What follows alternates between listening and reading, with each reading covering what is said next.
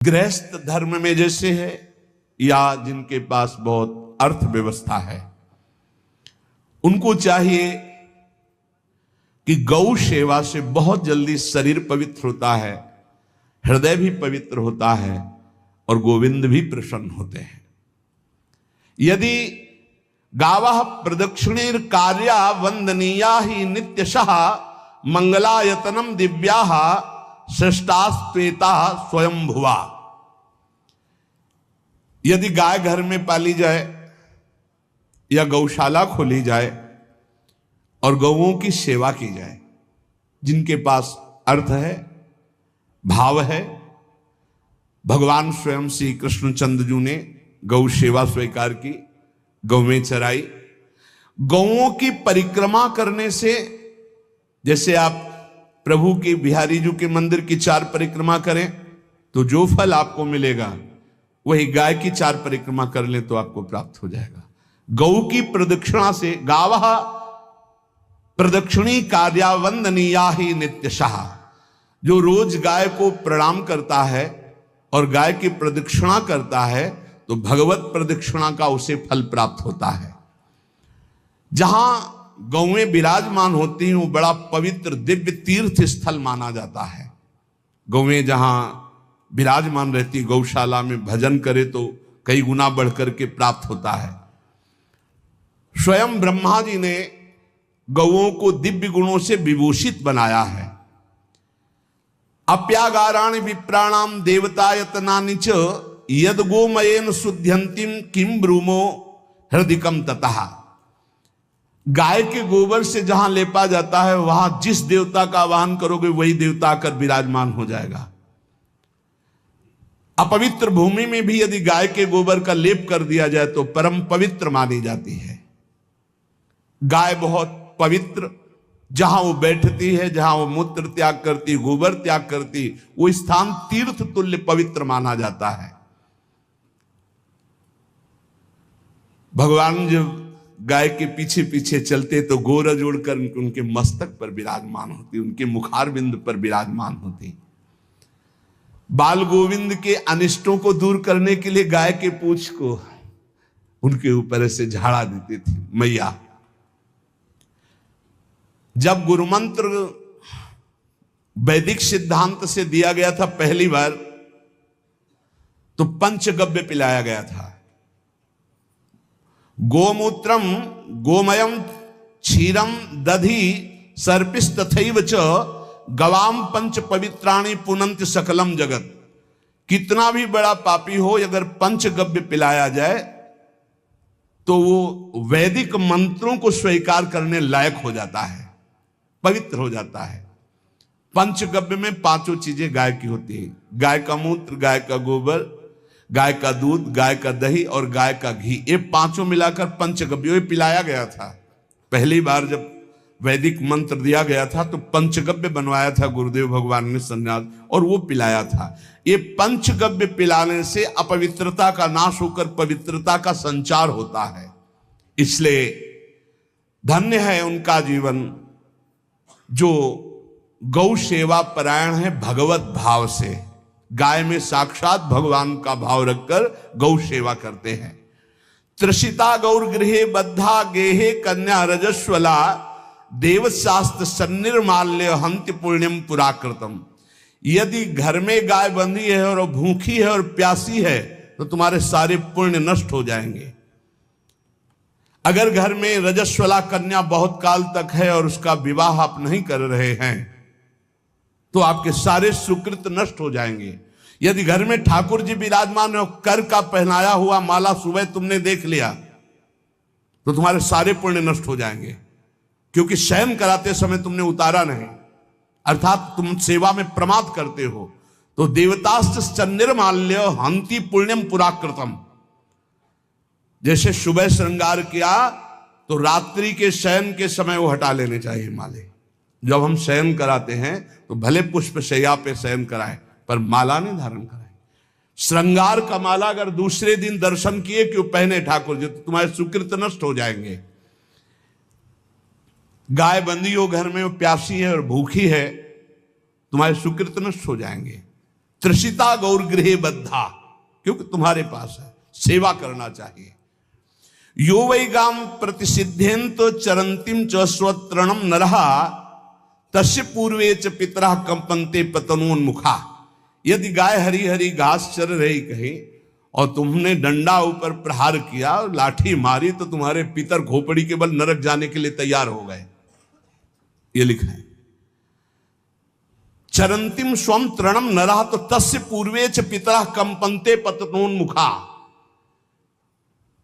इसीलिए क्या भारत से कहीं किसी की तुलना हो सकती है, जहां गौ को माता की पदवी दी गई, जहां गौ को हम आराध्य देव के रूप में मानते हैं, आराधना करते हैं।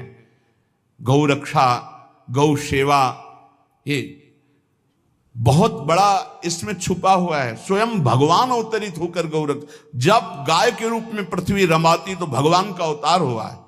बड़ा विचित्र समय आता चला जा रहा है कि अब आधुनिक यंत्रों की ऐसी सेवाएं हो गई बड़ी बड़ी कि अब ना बैल की जरूरत है, और ऐसे दूध की महंगाई बन गई कि अब देसी गाय 2 लीटर 3 लीटर 4 लीटर, और ऐसी इसी की 20-20 25-25 लीटर दे तो कौन देसी गाय को। तो गौओं का सेवा का भावना शास्त्र आज्ञा करता है कि जो प्रतिदिन अग्रग्रासे परोभावा कर्तव्यो भक्ति तोन्वहम अकृत्वा स्वयं आहारम कुर्वम नापनोति दुर्गतिम। जे ही तुम्हारे गृहस्थ में घरों में पहले होता था, अब तो भगवान जाने, जे ही पहली रोटी तवा में गई तो वो निकाल करके पक्की रखी जाती थी गौग्रास के लिए, पहला रसोई में। तो इसमें लिखा प्रतिदिन स्वभोजनम, पहले स्वयं भोजन न करके गाय के लिए ग्रास निकालना चाहिए। तो जिनके पास अर्थव्यवस्था जो गृहस्थ धर्म में है या जिनके पास अर्थ है, कुछ रोज 1 रुपया निकालो। हम कह रहे रोज निकालो तो महीने में 30 रुपया होते, 30 रुपया में एक गाय को हरी घास तो एक टाइम पवा ही सकते हो ना, बहुत नहीं है तो 1-1 रुपया निकाल के अगर एक गाय को चारा दोगे तो एक बार का भोजन तो हो ही सकता है। 30 रुपया में हरी घास जाकर के उसके एक बार तो पवा दोगे ना। अग्रग्रासे परोभावा कर्तव्य भक्ति तोन्वहम, भक्ति पूर्वक गाय को 1 ग्रास भोजन में 1 रोटी तो निकालना चाहिए गाय के लिए, ऐसा शास्त्र आज्ञा कहता है। जो ऐसा करता है तो अकृत्वा स्वयमाहारम कुर्वन् नाप्नोति दुर्गतिम, अपने आहार से 1 रोटी निकालकर गाय को देता है और स्वयं 3 रोटी भले पाले 1 रोटी गाय को दे दी तो बोले उसकी दुर्गति नहीं होगी, अर्थात उसके अंदर भाव बढ़ता चला जाएगा वो भगवान की भक्ति में। और तेनाग्नयो हुता सम्यक पितरश्चापि तर्पिताः देवास्त पूजितास्तेन यो ददाति गवान्हिकम। जो प्रतिदिन गौग्रास निकालता है, अर्पित करता है, तो उसको अग्निहोत्र करने का फल मिलता है, उसके पितरों को तृप्ति मिलती है और समस्त देवताओं के पूजन का फल मिल जाता है जो गौग्रास निकालता है। यो वै ताड्यते यष्ट्याधेनुम मर्त्यो विमूढ़धि, जो मूर्ख मनुष्य, जैसे अब गाय दूध नहीं दे रही, मार डंडे डंडे मार रहे हैं, इंजेक्शन लगा रहे हैं, ऐसे वैसे कर रहे हैं, उसको ताड़ना दे रहे हैं, तो बोले जो मूढ़ बुद्धि मूर्ख मनुष्य, यो वै ताड्यते यष्ट्याधेनुम मर्त्यो विमूढ़धि, वो गाय को लाठी से मारता है, डंडे से मारता है, हाथों से मारता है, तो धर्मराजस्य नगरेशा याति करवर्जिताहा, धर्मराज जी पहले अपने नरक में ले जा करके उसके कहते थोड़े थोड़े तिल तिल करके पहले इसके हाथ काटो, मरना है नहीं वहां, अब आराम आराम से थोड़े थोड़े पहले हाथ वर्जिताहा, इन्हीं हाथों से गाय को मारा था ना, तो ऐसे थोड़ा थोड़ा काटा जाता है उसके हाथ, कर वर्जिता हा, उसके दोनों हाथ काट करके थोड़े थोड़े।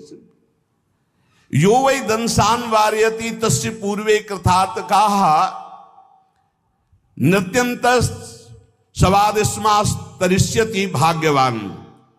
जो गौ के शरीर को स्नान कराता है, गौ के शरीर को कीट आदि से मच्छर आदि से रक्षा करता है और खूब अच्छा अच्छा पदार्थ गौ को, केवल दूध के लोभ से नहीं, ये हम गौ सेवा की बात कर रहे हैं, ये कि नहीं वहां 10 लीटर दूध देती तो हाथ फेरो, जब दूध नहीं देती है तो चारा भी ठीक से नहीं दे रहे, और उसके ये स्वार्थी हो। गौ सेवा का बात नहीं, वो दूध का लोभी केवल व्यापार की बात करता है। गौ सेवा का तात्पर्य है गौ सेवा केवल। खूब बछड़े को पिला दिया प्रसाद रूप से, जो दूध मिला उसका अपने सेवन की, वो बात तो अलग है। अब बछड़े को तो जरा सा केवल पिन्हाने के लिए कर दिया और खूब सारा दूध लीटर में नाप करके जा रहा है, और उस समय तक तो खवाओ पियाओगे ही खूब अच्छे से। उसके बाद जब दूध देना बंद किया तो उसका आदर सत्कार खत्म, खोल के बाहर ऐसे वो प्लास्टिक खाते घूम रही है, तो ये गौ सेवा नहीं मानी जाएगी, वो स्वार्थ पूर्ति मानी जाएगी। जो सदैव गौ सेवा करता है, उसके दास मच्छर हटाता है, स्नान कराता है, पीठ में हाथ फेरता है, उसके पूर्वज जो पितर होते हैं वो नाच पड़ते हैं, उनका मंगल होना शुरू हो जाता है कि हमारे वंश में गौ सेवक पैदा हुआ, बड़ा भाग्यवान है, और वो गौ के द्वारा हमें तार देगा, ऐसा भाव। गौ सेवा हमारे सनातन धर्म में बहुत बड़ा स्थान गौ सेवा का है। पर एक बात ध्यान रखें, इन सब सेवा का फल है भगवान के चिंतन में निरंतर वृत्ति डूब जाए। हमारी एक एक वृत्ति, एक एक क्षण भगवान के चिंतन में डूब जाए।